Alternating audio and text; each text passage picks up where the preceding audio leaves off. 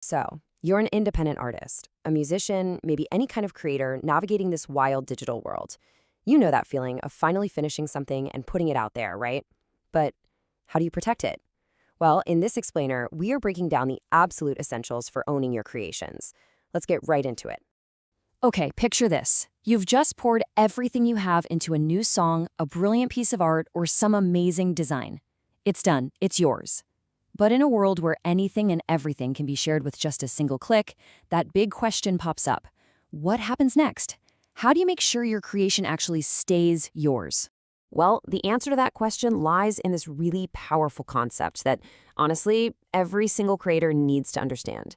It's the whole system designed to protect your hard work and, give you control over it. And here's the key idea. Intellectual property, or IP for short. It's a framework that treats your creations, your ideas, as a form of property. It's what makes sure you get the recognition and, just as important, the financial benefit from your work. Honestly, it's what can turn your passion into a real sustainable career. Now, don't think of IP as this one big, complicated thing. It's much more like a toolkit, with different tools for different jobs. For artists, there are three main shields you can use to protect your work. Let's break them down.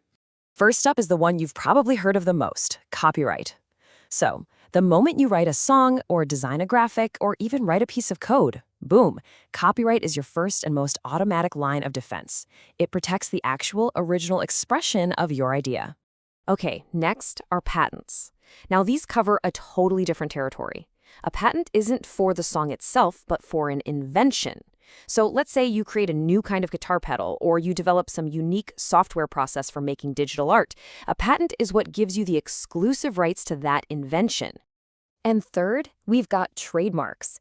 This is all about your brand, your band's cool, unique logo, your specific artist name. These are the symbols that make you, well, you in the marketplace. A trademark protects that identity so nobody else can come along and use it. So when we look at this table, you can really see how these tools all work together. It's not an either-or situation. Your song's lyrics and melody, that's copyright. That unique guitar pedal you built to play it, that could be a patent. And your band's logo on the album art, that's a trademark. See? Each one protects a different but vital piece of your whole creative enterprise. So why is understanding this toolkit more critical right now than ever before? Well, because the internet, for all the amazing ways it connects us, has also created a huge, massive challenge for creators. And this right here, this illustrates the problem perfectly. Think about it. A physical cassette tape or a vinyl record. It degraded over time, and it was kind of costly and a pain to copy. But a digital file, it can be copied perfectly, an infinite number of times for basically free, and sent all over the globe in a second. This fundamental difference is exactly what fuels digital piracy. And the scale of this problem, it is just staggering. We are talking about billions, with a B, billions of dollars in lost revenue every single year from the unauthorized sharing of music, films, and software. That is money that should be going directly to creators, but instead it just vanishes. But it is not all doom and gloom. Not at all. The same digital age that created the problem has also given us some powerful new tools to fight back. So let's take a look at what your modern defense strategy looks like. Here are three key ways you can navigate the digital world. First, there's digital rights management, or DRM. That's basically technology built right into a file to control how it's used. Second, you've got the DMCA, a really powerful legal tool that lets you formally request a website take down your stolen work. And third, there's a totally different approach, Creative Commons. These are licenses that let you proactively decide exactly how you want the public to share and use your work legally. And what all of this really highlights is that the goal isn't just about locking everything down tight.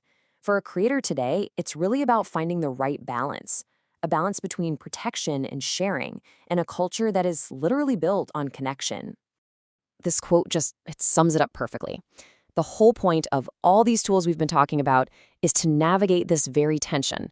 How do we protect artists and reward creativity while at the same time allowing for the open access and sharing that fuels our culture and innovation? It's a tough one. And that leaves us with one last big question to chew on. When your work can be copied 1,000,000 times over with absolutely no loss in quality, it really challenges our basic definition of ownership and value, doesn't it? It is the essential question for every single creator in the 21st century. And hopefully, after this, you're a little better equipped to find your own answer. Thanks for joining this explainer.